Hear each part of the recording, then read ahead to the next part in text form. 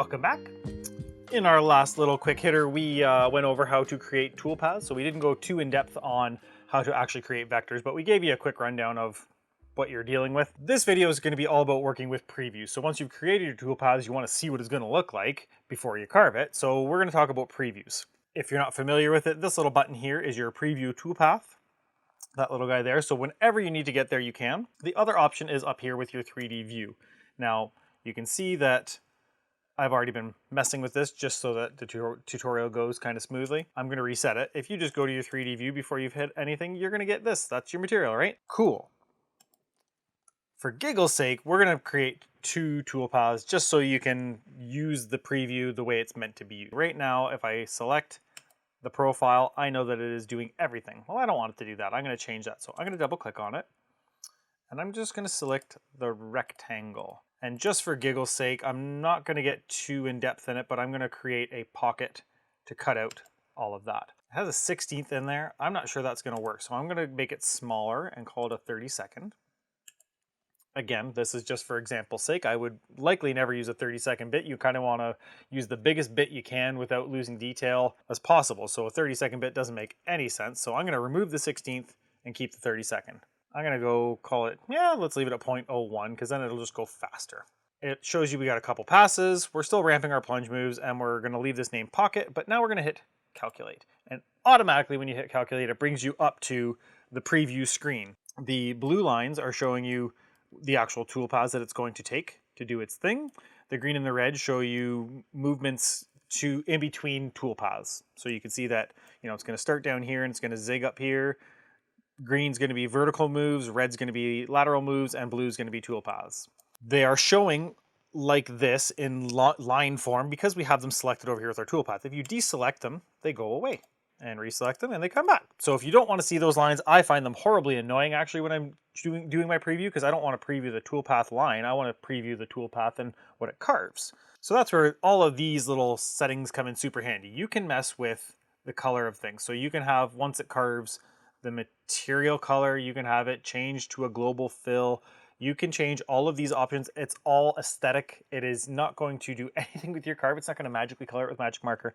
And make it different color. It is just for an aesthetic so you can get a visual representation of what the carve is going to do. So you can mess with those to your heart's content. I typically don't do too much. The one that I might do from time to time is a global fill color. And we'll run you through them real quick. So after you've played with those, if you want to, then you have your tool panel right here. And I mean, the easiest one is preview selected toolpath. If you have one toolpath, it will preview that toolpath. If you have more than one, you'll have to select it. That can come in super handy because sometimes you don't want to preview all your toolpaths, you just want to preview one. In the case that you want to preview all your toolpaths, there's a button for that. Ta-da! And then visible, which would be anything that is selected, right? And your reset preview is fairly self-explanatory. It will reset your preview. I don't think I've ever used the undo last one. I don't know why, because now that I'm looking at it, well, that would be super handy if I didn't have to re-preview everything, but that's what that will do, and then you can save your preview image if you'd like to. The only other option in here is the speed at which it shows you your preview. This drag bar, slower, faster. If I'm not mistaken, in Aspire, you can actually change this on the fly as it's previewing. I typically leave mine cranked up because I don't care what my toolpath is doing, I just want to see the final result. But if you need to, that's how you do it. In this case, we'll slow it down just so you can see because there's not much to it and it won't take very long. So we can preview all the toolpaths. So this will obviously preview all the toolpaths. And you can see it's going fairly slow. If I had this cranked up, it would have been done already. But it's giving you the preview of the toolpath it's going to take and what it's going to do. Again, I'm going to right here turn that off. It's going to stop. I'm going to crank it up. And this time I'm going to preview the selected toolpath. And this is the profile, the rectangle. And you'll see how quick it goes.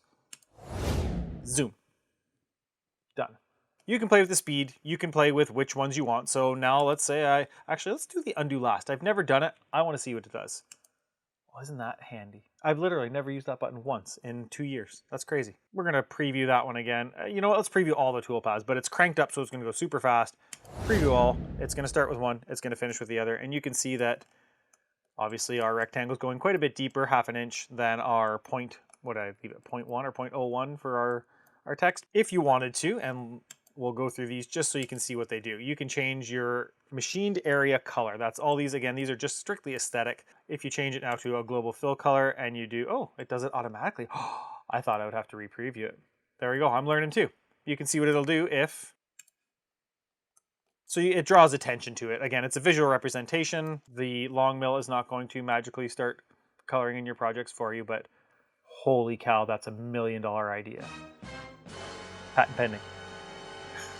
So, I think the last thing that I'm going to talk about with previewing toolpaths is making sure that you are observant.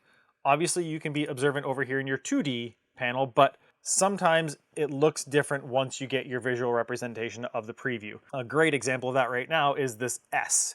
Perhaps you're over here and you're not paying attention and you don't notice that the S has gone off the edge. The machine is not smart enough to say, hey, you went over the edge.